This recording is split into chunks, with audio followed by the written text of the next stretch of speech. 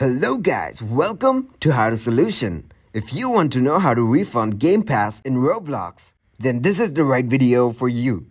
First, open your browser and then go to roblox.com. Now click on the Roblox icon on the top right. Then click on your Roblox. From here, if you click on Types of Transactions and choose Purchases, you will get to see all your purchases here. Currently, the item on my purchases is a free item, so there's no way to get a refund. But if you purchase an item using Roblox, then you can get a refund, and I will show you how. First, click on the gear icon on the top right and select Help. From here, type in and search Refund. Then, go to the first link as shown here. Now, scroll down to the bottom and click on Need More Help.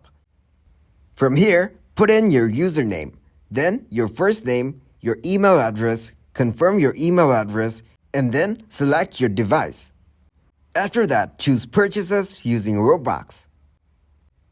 Then, choose your item type. After that, describe your issue in the box and click on Submit. And it's done. That is it for this video. Please leave a like and subscribe to the channel for more tutorials like this. Thanks for watching. Goodbye.